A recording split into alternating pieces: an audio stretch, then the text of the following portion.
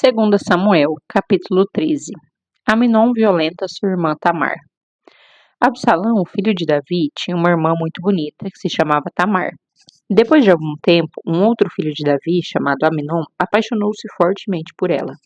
Aminon a desejou ao ponto de adoecer de tanta opressão.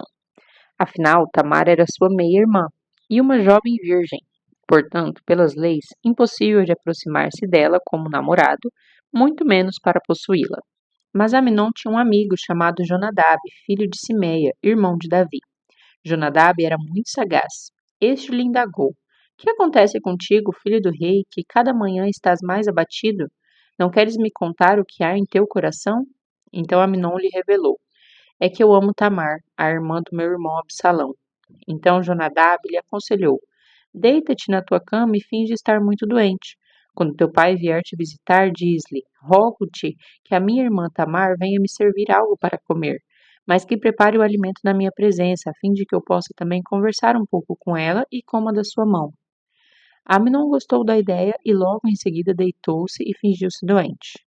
O rei veio vê-lo, e Amnon disse ao rei: Concede que a minha irmã Tamar venha e prepare aqui mesmo 2 bolos para que eu fale com ela e coma da sua mão. Davi mandou uma mensagem a Tamar no palácio: Vá à casa do teu irmão Aminon e prepare algo para que ele se alimente. Tamar foi à casa do seu irmão Aminon e ele estava deitado. Ela pegou e amassou a farinha, fez os bolos e o assou na presença dele. Pegou a forma e tirou os bolos diante dele. Entretanto, ele se recusou a comer. Então Aminon ordenou: Manda embora toda essa gente para longe de mim. E imediatamente todos saíram dos seus aposentos. Então Aminon pediu a Tamar: Traze o prato com os bolos até o meu quarto para que eu possa me alimentar da tua mão. Prontamente, Tamar levou os bolos que havia assado ao quarto do seu irmão. Todavia, quando ela se aproximou para começar a servir-lhe o alimento na boca, ele a agarrou e rogou-lhe: Deita-te comigo, minha irmã. Diante do que ela reagiu, exclamando: Não, meu irmão, não me forces, porque não se procede assim em Israel. Não cometas essa loucura e infâmia. Aonde iria esconder-me por causa de tamanha desonra? E tu serias como um infame e cairias em desgraça perante todo o povo de Israel.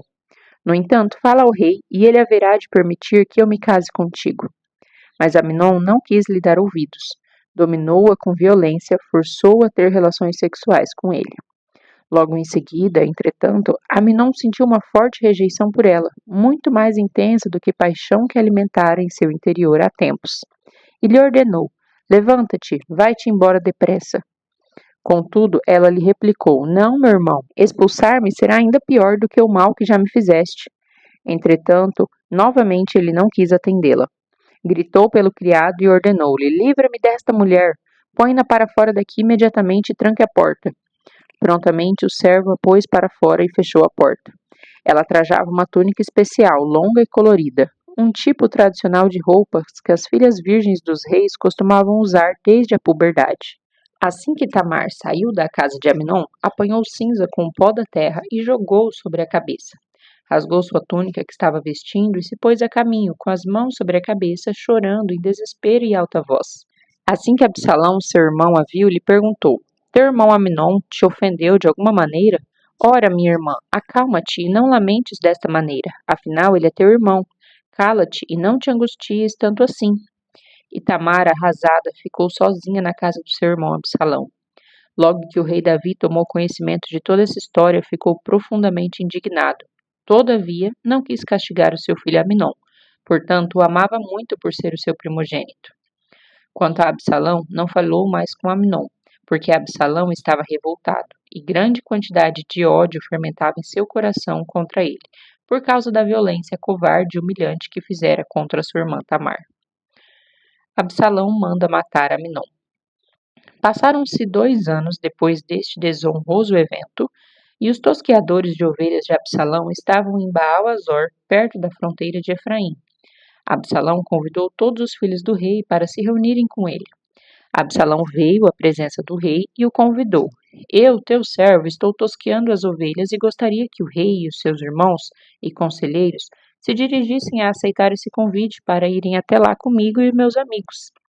Então ponderou-lhe o rei: Não, meu filho, não devemos ir todos juntos, a fim de não te gerarmos uma pesada despesa. Embora Absalão insistisse no convite a todos, o rei se recusou a ir, mas agradeceu muito e o abençoou. Absalão rogou-lhe então: Permite, ao menos, que o meu irmão Aminon esteja conosco? Ao que o rei questionou: Mas por que iria ele contigo? No entanto, Absalão explicou que fazia questão da reunião fraternal e o rei acabou por consentir que Aminon e seus outros filhos partissem em sua companhia. Absalão ordenou aos seus homens: Prestai atenção. Quando o coração de Aminon estiver alegre por causa do vinho e eu vos ordenar ferir Aminon, então imediatamente o matareis. Não tenhais medo. Ora, não sou eu quem vos estou ordenando fazê-lo? A responsabilidade é toda minha. Tende coragem e não vacileis. Os servos de Absalão cumpriram exatamente as suas ordens e mataram Aminon. Então todos os demais filhos do rei montaram em suas mulas e fugiram. Estando eles ainda a caminho, este rumor chegou aos ouvidos do rei Davi. Absalão matou todos os filhos do rei, nenhum sobreviveu à sua ira. O rei se levantou, rasgou as suas vestes e se lançou por terra. Do mesmo modo, os seus anciãos e oficiais, mantendo-se de pé, rasgaram as suas vestes. Mas Jonadab, filho de Simeia, irmão de Davi, esclareceu o ocorrido. Não acredite, o meu senhor, que todos os jovens filhos do rei morreram, porquanto somente Aminon está de fato morto. Absalão prometeu vingar-se da morte desde o dia em que Aminon ultrajou da sua irmã Tamar. Agora, pois, o Senhor, meu rei, não fiques com seu coração pesaroso, pensando na morte de todos os filhos do rei. Não é verdade, apenas Aminon está morto. Enquanto isso, Absalão fugiu. Enquanto se desenrolava todos esses fatos, o soldado que ficava de sentinela observou muita gente que vinha pela estrada de Oranaim, descendo pela encosta da colina. E Jonadab alertou Davi: São os filhos do rei. Eis que realmente aconteceu como teu servo disse. Assim que acabara de dar a notícia a Davi, os filhos do rei chegaram pranteando em alta voz, e o próprio rei e os seus servos e conselheiros todos choravam copiosamente. Absalão fugiu para as terras de Talmai, filho de Amiúde, rei de Gesur, e o rei Davi muito lamentava por seu filho todos os dias. Depois que Absalão refugiou-se em Gesur e lá permaneceu 3 anos, a revolta do rei contra Absalão abrandou-se e deu lugar à saudade, porquanto seu coração já se sentia consolado da morte do seu filho Aminon. 2 Samuel, capítulo 14. A volta de Absalão a Jerusalém. Joabe, filho de Zeruia, observou que o rei sentia muito a falta de Absalão. Então Joabe mandou buscar da cidade de Tecoa uma mulher astuta e lhe propôs: Peço-te isto, que finjas estar de luto, vista roupa fúnebre, não te perfumes como se fosses uma mulher que depois de muitos dias continua a sofrer e lamentar a morte de uma pessoa querida. Irás à casa do rei e lhe comunicarás este sentimento e as palavras que te disser. E Joabe passou a lhe dizer todo o discurso que devia apresentar ao rei. A mulher de Tecoa foi, pois, ter com o rei. Caiu com o rosto em terra e se prostrou e exclamou: Salva-me, ó rei! O rei lhe indagou: Que tens? E ela respondeu: Pobre de mim, eu sou viúva, meu marido morreu, e a tua serva tinha 2 filhos. Eles brigaram no campo, não havia ninguém para os separar, e um acabou matando o outro. Agora todo o clã levantou-se contra a tua serva, exigindo: Entrega-nos o fraticida para que o executemos como preço da vida do seu próprio irmão, que ele assassinou, a fim de que assim nos livremos também do herdeiro.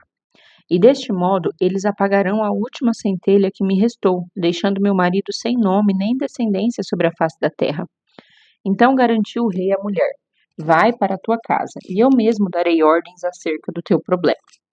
A mulher de Tecoa declarou ao rei: Senhor meu rei, caia sobre mim e sobre a minha família a falta cometida. O rei e o seu trono são inocentes.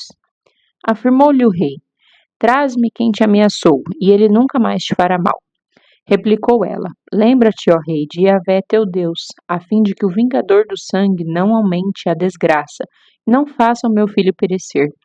Então o rei prometeu à mulher: Tão certo como Yahvé vive, não cairá no chão nem um só cabelo da cabeça do teu filho. Então a mulher acrescentou: Meu senhor, que seja permitido a tua serva dizer mais uma palavra ao rei. Ao que ele prontamente respondeu: Fala. Então a mulher disse: Ao pronunciar tal sentença, o rei se torna culpado, pois por que terá o rei agido contra o povo de Deus?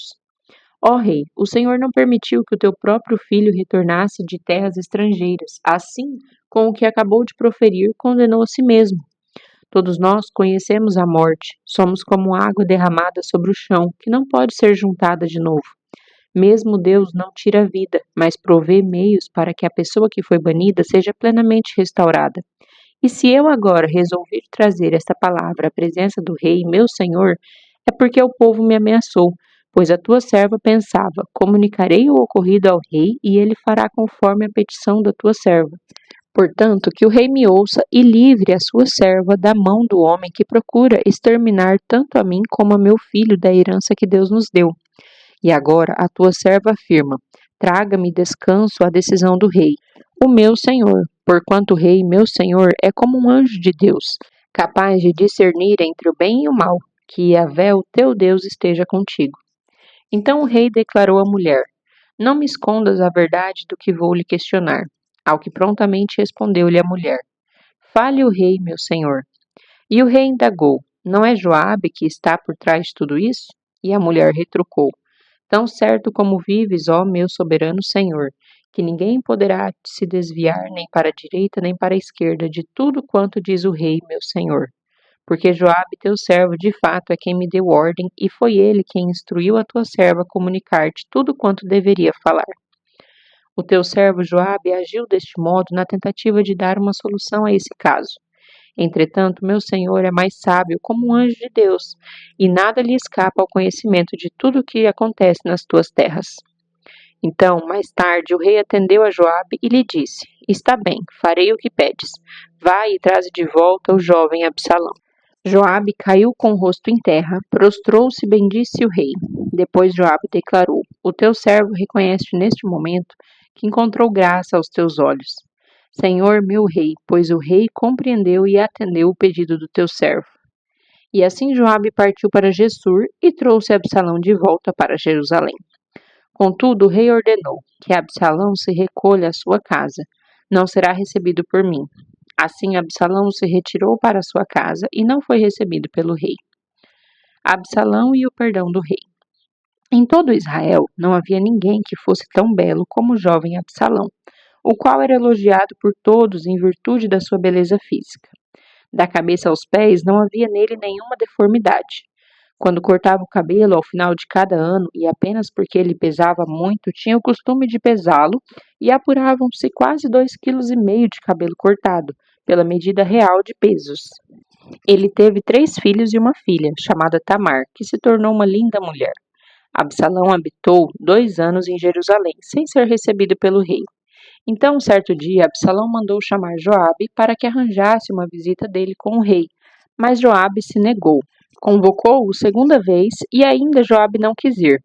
Ordenou então Absalão aos seus servos: vede ali, ao lado do meu, o campo de Joabe, no qual há cevada. Ide, pois, até lá e ateai fogo nele. E foram os servos de Absalão e puseram fogo em todo o campo de Joabe. Então Joabe veio falar com Absalão na sua casa e lhe disse: por que puseram fogo no campo que me pertence? Absalão retrucou a Joabe: mandei chamar-te para te solicitar, vem cá. Desejo enviar-te à presença do rei com esta mensagem. Por que afinal vim de Jesur? Melhor teria sido não tivesse saído jamais de lá. Agora, portanto, exijo ser recebido pelo rei.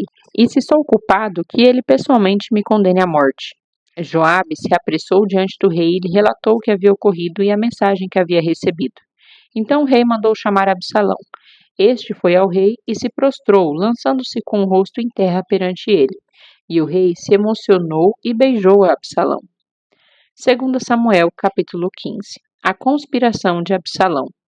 E aconteceu que depois disso, que Absalão conseguiu para si uma carruagem, cavalos e uma escolta de 50 homens. Levantando-se ao raiar do dia, Absalão plantava-se à beira da estrada principal que levava à porta da cidade.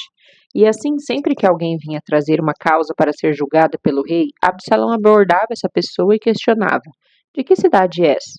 E invariavelmente a resposta era: o teu servo é de uma das cidades de Israel. Então, Absalão aproveitava a oportunidade e comentava: a tua causa é válida e justa, mas infelizmente não há nenhum representante do rei que te escute. E Absalão sugeria: Quem me dera ser designado juiz dessa terra. Todas as pessoas que tivessem uma causa ou demanda legal viriam a mim e eu lhes faria justiça.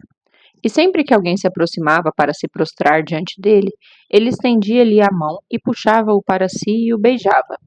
Absalão, deste modo, ia seduzindo o coração da população de Israel e, dia a dia, conquistando a lealdade dos israelitas, que vinham pedir que o rei lhes fizesse justiça. A rebelião de Absalão. Ao fim de 4 anos, Absalão solicitou ao rei: permite que eu vá a Hebrom, a fim de cumprir um voto que fiz ao Senhor. Porque quando teu servo estava em Jesur, na Síria, fez este voto: se Yahvé me conceder retornar a Jerusalém, prestarei um culto a Yahvé em Hebrom.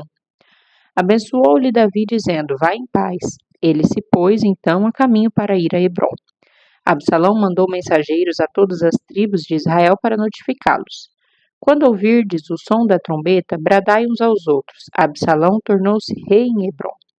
Com Absalão partiram de Jerusalém 200 homens. Eles haviam sido convocados, mas nada sabiam sobre o que se passava, nem suspeitavam das verdadeiras intenções de Absalão.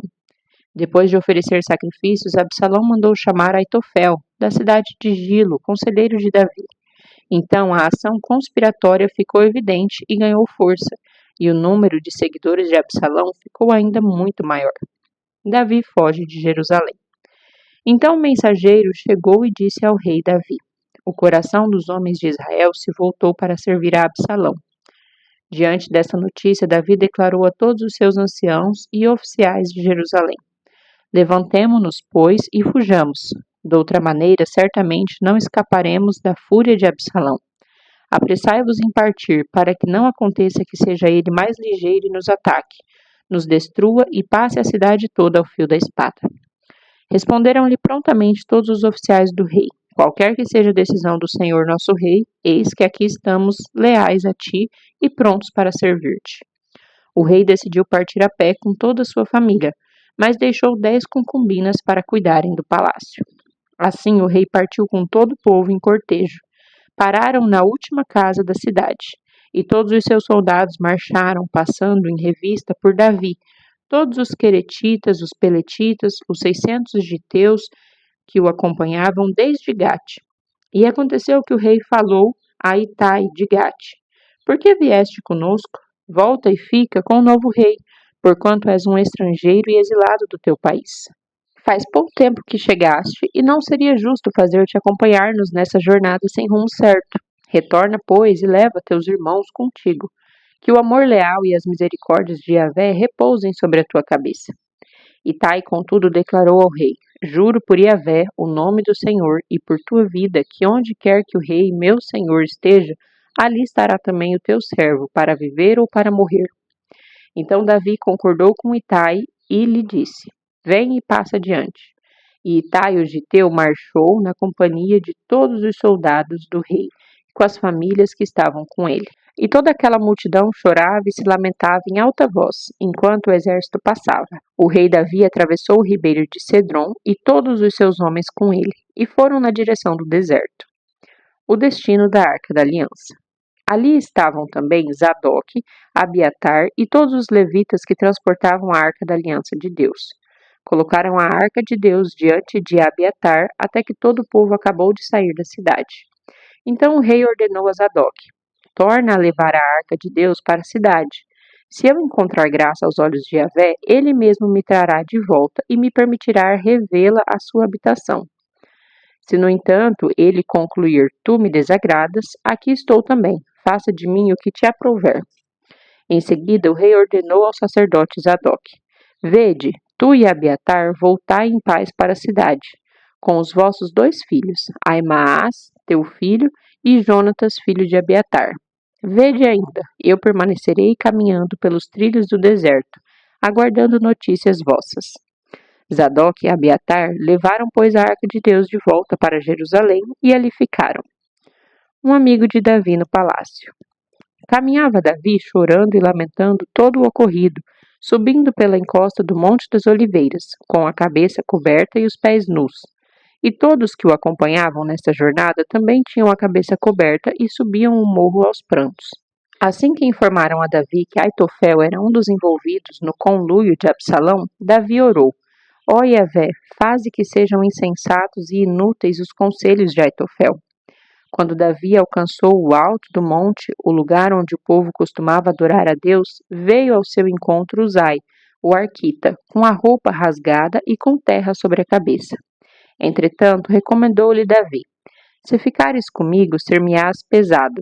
Todavia, se voltares à cidade e declarares a Absalão: Serei teu servo, senhor meu rei. No passado dediquei-me a servir teu pai, mas agora em diante estarei ao teu dispor. Assim me ajudarás muito, frustrando os conselhos de Aitofel.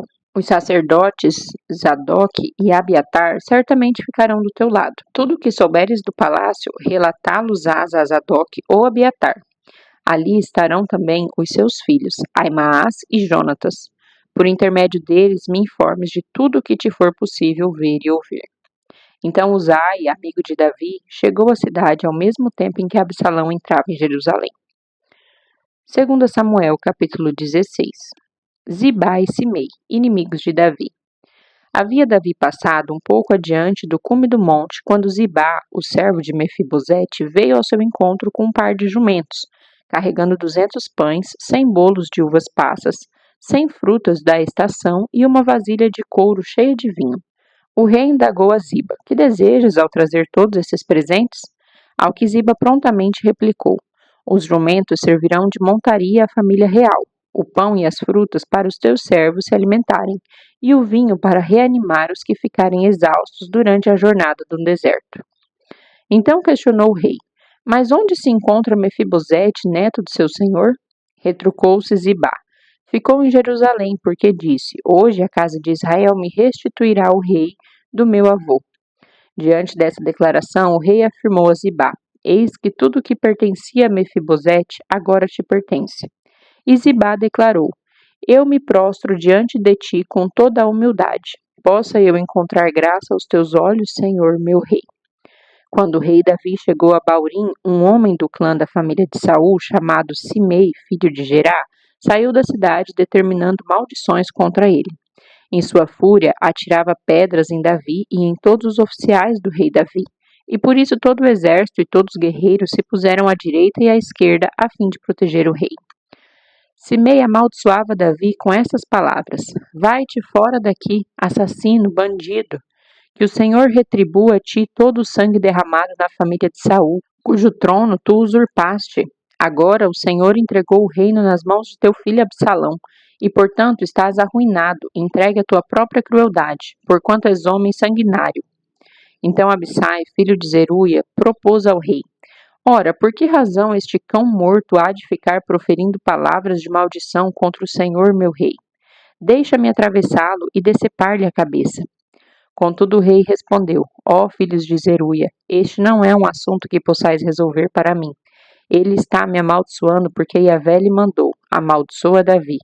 Sendo assim, quem poderá questionar este pobre homem sobre seus motivos? Declarou então Davi a Abissai e a todos os seus anciãos e conselheiros: Até o meu próprio filho, carne da minha carne, procura matar-me, quanto mais este benjamita. Deixem-no, pois, em paz, que siga me amaldiçoando, porquanto foi Yahvé que ordenou que assim se fizesse.